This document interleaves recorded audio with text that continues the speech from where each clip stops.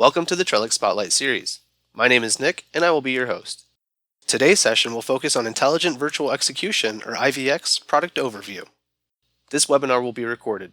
If you prefer not to participate in the recorded session, please feel free to disconnect at this time. A link to today's recorded presentation will be emailed to all registered attendees. This webinar is a brief overview covering common use cases and scenarios regarding this topic.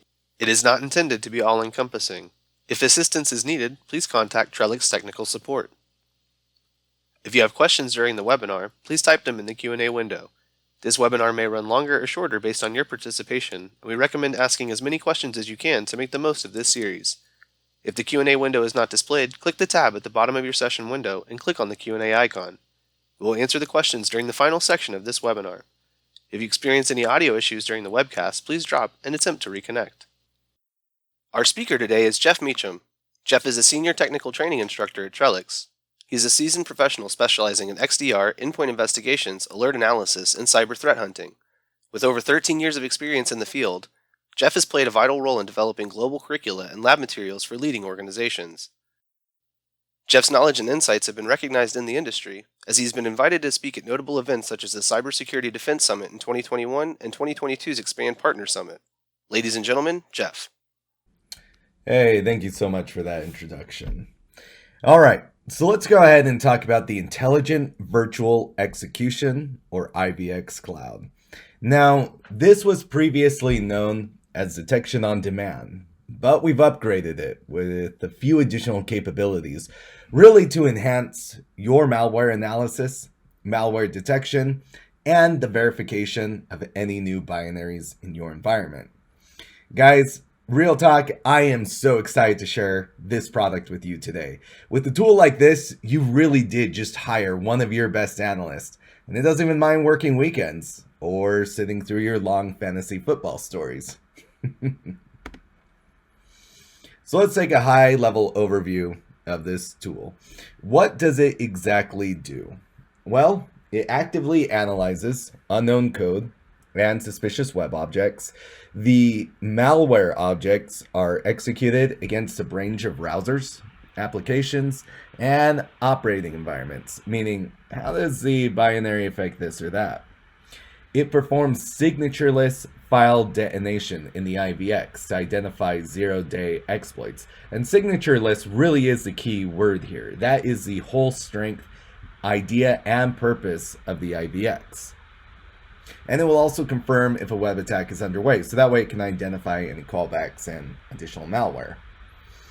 Analyzes for weaponized files on file shares. So the engine can be used to scan CIFS compatible file shares to detect and stop attacks embedded within weaponized Microsoft Office files, images, PDFs, or Flash.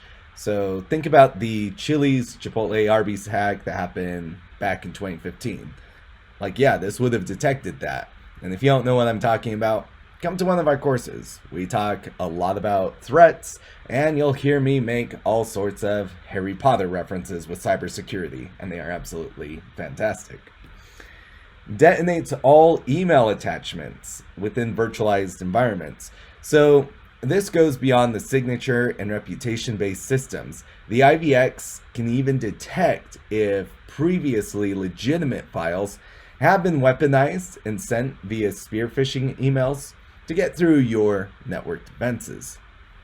Inspect URLs embedded, such as Microsoft 365 documents, PDFs, archive files, even files that were downloaded through obfuscated, spoofed, shortened, and dynamically redirected URLs, as well as credential phishing and typo squatting URLs. Multi-stage inspection and blocking engine, which is really just a $5 word of saying this is going to tell us about known and zero-day attacks while eliminating false positives. And also, this process unifies virtualization and network security to accurately block advanced malware that's going to be used to get through your network and steal resources and sensitive data. Custom built hypervisor. So this does have its own built-in hypervisor, which is really our one-stop shop for all our virtualization needs. Now, when I say that, I'm saying that IVX does both static and dynamic analysis of the traffic. Static analysis is where the IVX will identify the malware, meaning, okay, what does this do? What is the hash? What are the capabilities? Dynamic analysis is where the SOC analyst has deemed this binary to be suspicious and really wants to see what this binary can get up to, so they upload it to the IVX. So, in some ways, our IVX is very similar to a sandbox, but it's also much more than that. Once we upload a binary into the IVX, or URLs or hashes, the IVX will create a walled-off virtual machine to analyze the malware. The IVX will then select the guest image based on the content type, which it will do automatically. In this case, it selected Windows, but it can also do Mac or Linux. The IVX will then run the malware in a closed environment and record all the changes to the operating system. And of course, during this time, any callback traffic generated while executing this malware is going to be blocked. The IVX will then assign the threat score to this binary, and there are actually some exceptions to this right here. In fact, an analyst could allow that callback to go through if they wanted to see what else the binary would do. Is it calling down additional malware? Or is the attacker now sending some kind of CNC commands? The IVX will then generate a report detailing everything that happened to that virtual machine, and the infected virtual machine will then be destroyed. Now, one really cool thing to note is that the IVX will create a VM for each analysis. And the common question I get at this point is, well, how many submissions can it do at one time? And the answer is 200, which is pretty fantastic. So what is it looking for at this time? Well, first off, it's looking for attachments. It's going to try to identify any hidden malware. Right here, you can see it supports over 200 different file types.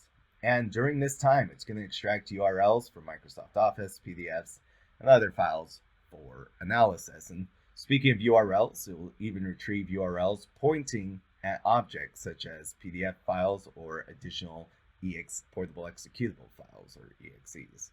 It will then download the file and dynamically analyze those to see what else it's trying to do. And speaking of URLs, it will even evaluate the sites for credential-based phishing and typo squatting. So, for example, I get an email from the IRS that I have to go to this website and I will get my tax refund in the form of a Costco gift card, because apparently that's how attackers think the IRS refunds tax returns.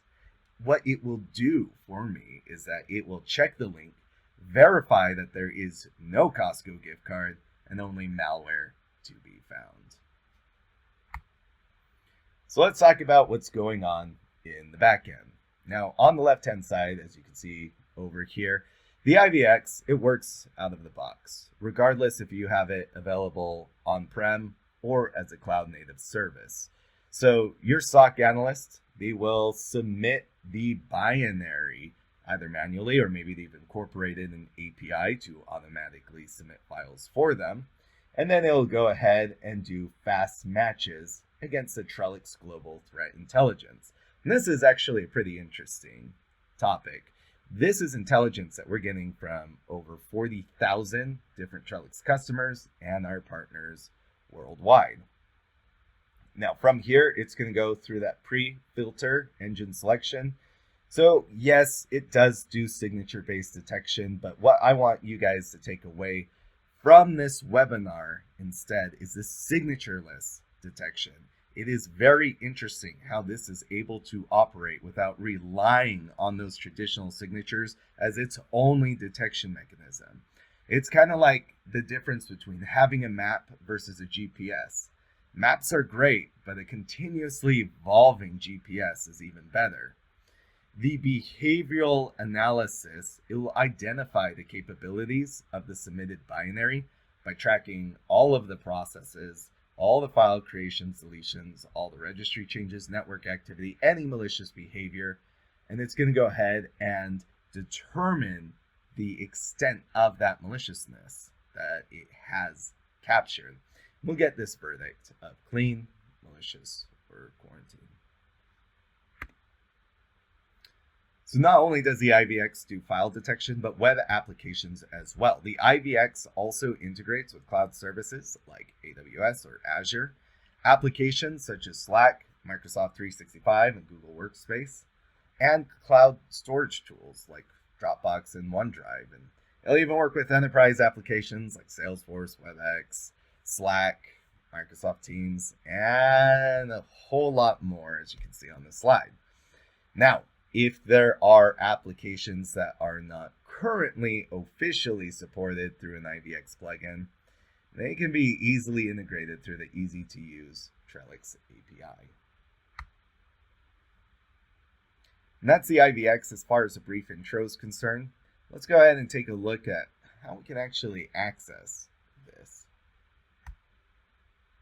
So at this point, we're going to talk about your access to the IVX, how you can set it up and start submitting files. So on our landing page, we have our active submissions quota located here. How many alerts do we have? Submissions. We have our health status, so I can see mine is running and active. Looks like my daily limit is 100 per my contract, and 1,000 is my monthly limit. And I can see all the recent submissions located here. Now, before you get started, you do have to create your own API key. So to do that, you come over to Settings, Key Management, and then create your authorization key. You absolutely have to do this in order to utilize the platform. So from the submissions pane, we can submit our binary object right here, submit a URL, or search for SHA-256 or MD5 hashes. And from here, there are a few additional options to consider. The first is the timeout policy, how long the analysis will attempt completion before giving up. The reason why we have this defaulted at 60 seconds is that we just want to prevent excessive resource use. Remember, just because we can do 200 submissions at once doesn't mean that we should do 200 submissions at once. However, on the other hand, by placing a shorter timeout period here, it could potentially return incomplete results. So use it at your own discretion. I mean, tie over my shoulder, I don't think I've personally ever had to wait more than 90 seconds. And that's like with me selecting all of these options. Determine if screenshots should be captured. I actually really like that idea because then we can see what the IVX is doing on that virtual machine. Capturing dropped files. Capturing PCAPs, which is a great way to get that network visibility and see what callouts our host was trying to do at that time. Live analysis. So that's allowing the malware to communicate with secondary download locations. So is the attacker sending commands or having the binary call down additional malware? Capturing the video of the analysis session. Now that's actually a really neat feature that takes screenshots a step further. We just hit play, grab some popcorn, and watch exactly what happened. Capturing memory dumps. With that, we're talking about the contents of the computer's memory at a particular moment. And there are some free tools that you could use to take that analysis a step even further if you wanted to. Force the binary execution. So if this binary has already been analyzed, this option forces the binary to be analyzed again. Enable VNC Connect, which would just allow you to interact with the sandbox system over VNC. Now, with all of this, obviously, the more things you exclude here, the faster it will run. However, I would recommend at least leaving the default settings. You can see that we do have this optional password that you can put in the box. So let's say you were using the HX, you acquired a file from there, or maybe your user had to download an archive that came from the attacker. Whatever it may be, if you know the password, you can place it here. The IVX will decrypt it and then go ahead and run the binary. If you don't know the password, what the IVX will do is that instead it will try to brute force the password using a list of commonly used passwords if it is encrypted. And then lastly, we have these optional parameters right here. So when you are using your EDR solution and you see that the attacker has to run some kind of arguments against the binary, you could paste them here as well. And that just really can be used to enhance the efficiency of the binary's detonation. So once the IVX has completed its analysis, you can see that we do have some links where we can create a report that you can share out or share directly to LinkedIn, which is actually pretty cool. Like, hey, I discovered this brand new malware. Here's the report on it. Check it out, everybody.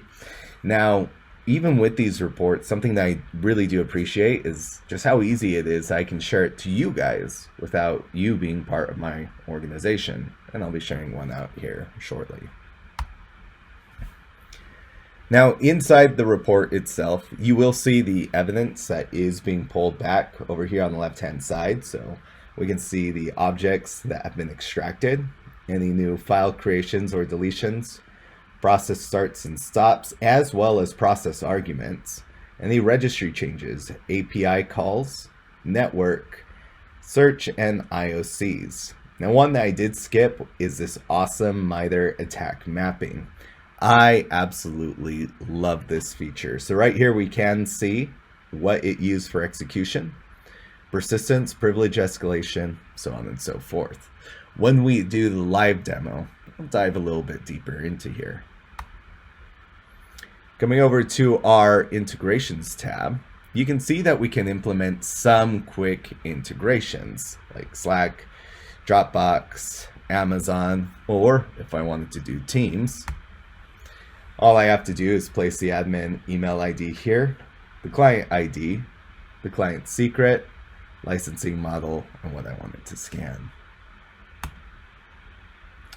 Now, before I jump into our demo, I just want to give a quick shout out to some of our more popular extensions. So speaking of integrations, we also have integrations using our Cloud Connect.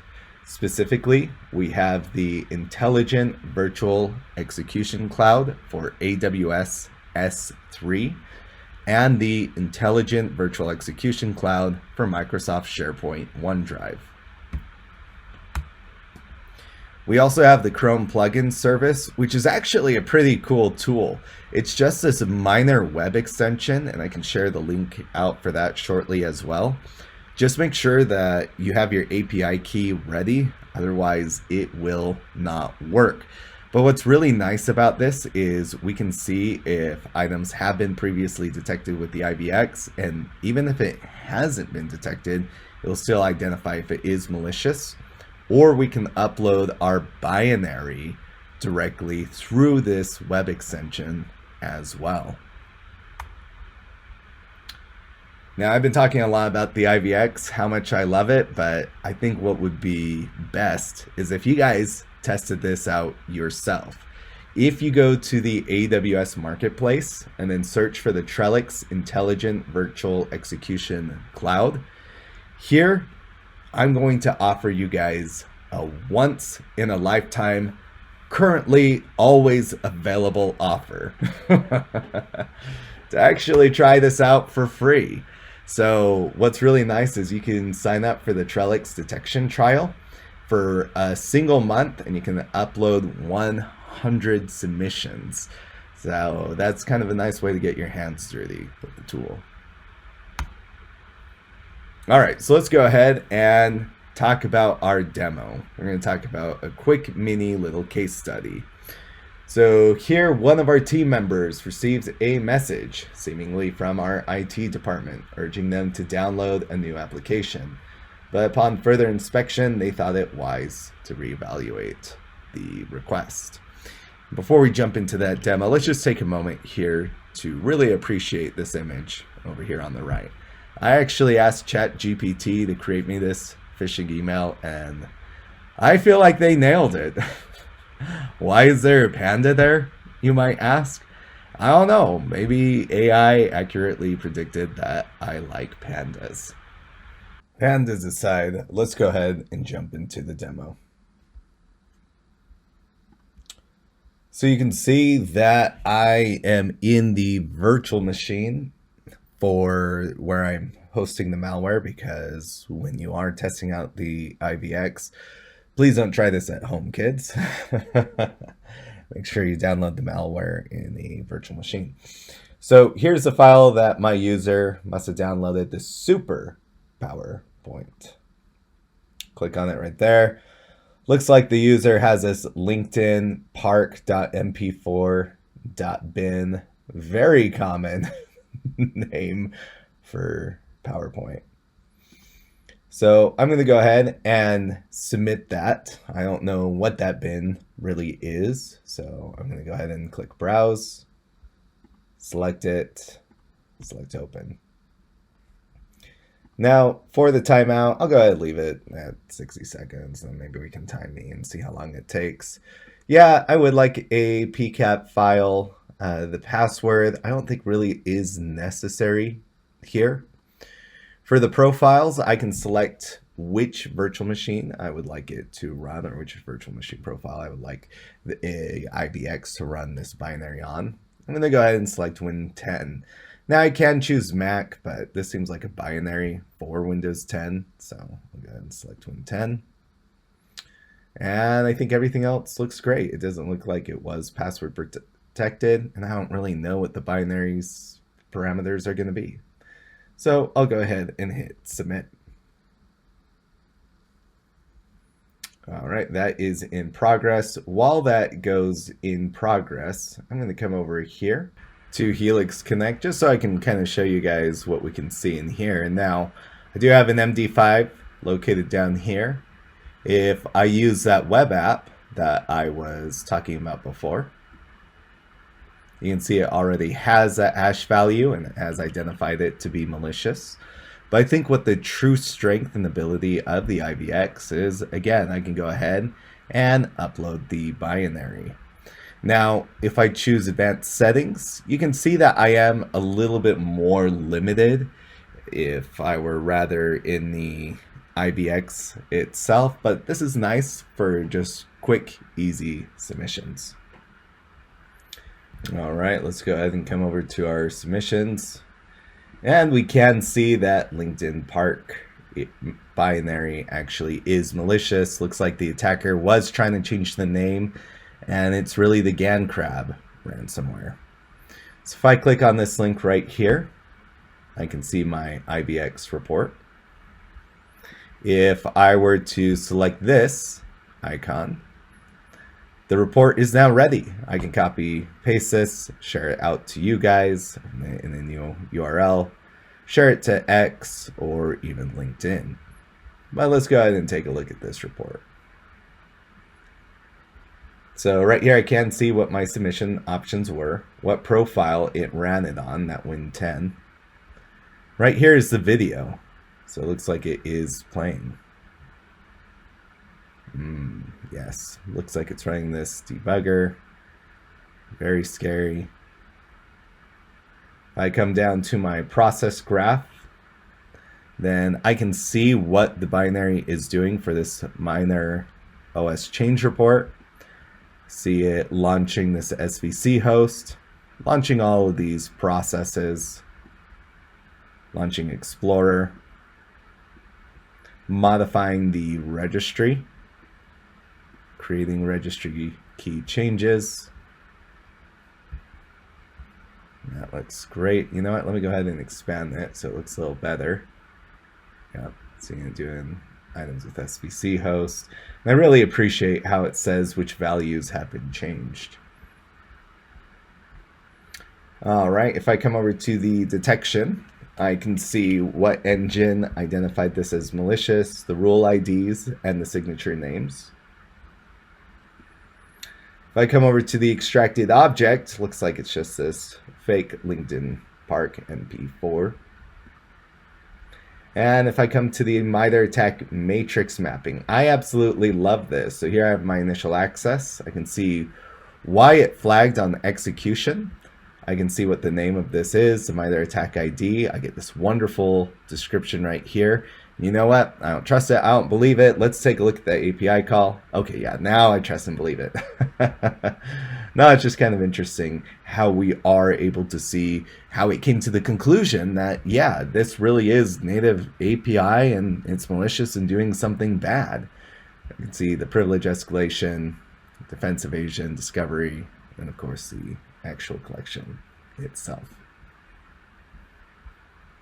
If I come over to the files, doesn't look like it made too many file creations. Processes, I would imagine that a lot for ransomware. I can even see that it did run with some arguments, which is very interesting. Here are the registry key changes. The network looks like it did make some network connection events. Looking at the API, I can see API calls. For search, here are all the wonderful events. Portable executables, the registry, API calls.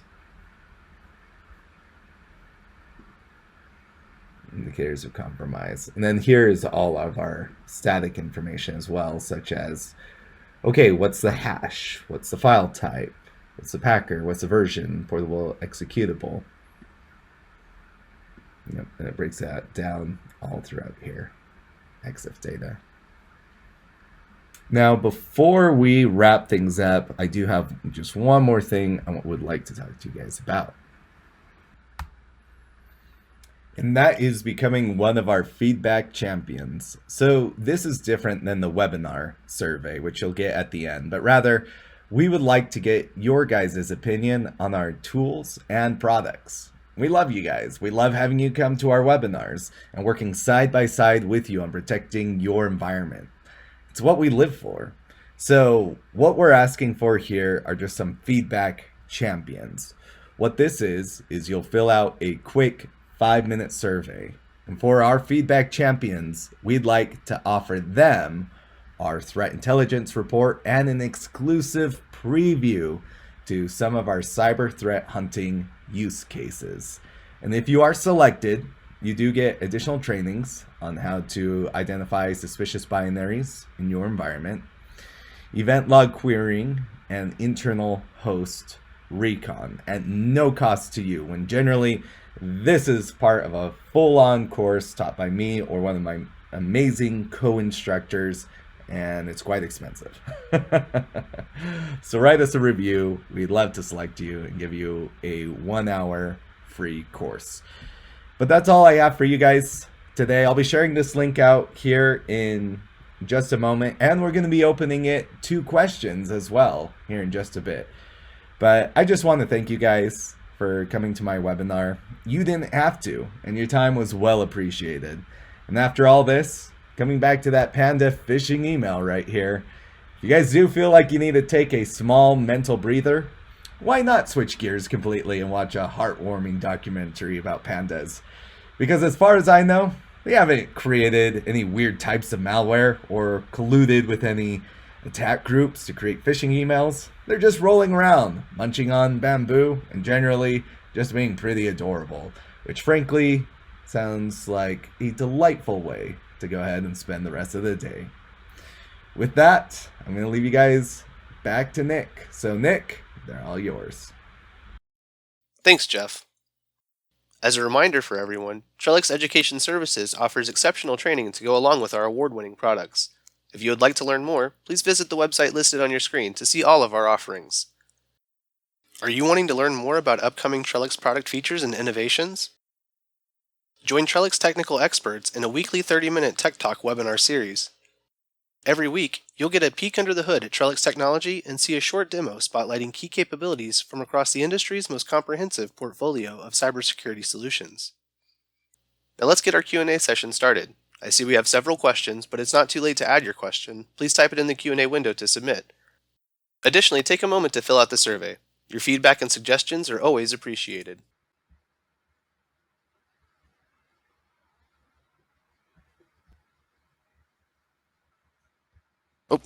How many submissions can the IVX do at a time?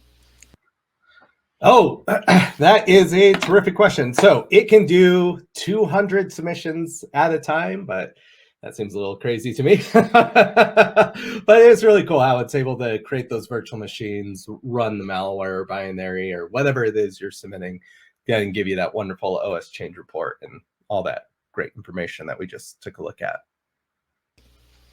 Got it. Okay, perfect. Thank you for that one. How do you manually submit files for analysis in the IVX? Is this a feature only supported in the IVX or on an appliance? So you can do both. You can have the appliance itself or just leave it up in the cloud. And then once you do that, you can do it via the web interface or through that little web extension that I showed you guys. It doesn't really matter if it's virtual or not. Got it. Okay, perfect. Thank you for that one as well. What is the difference between the VX and the IVX?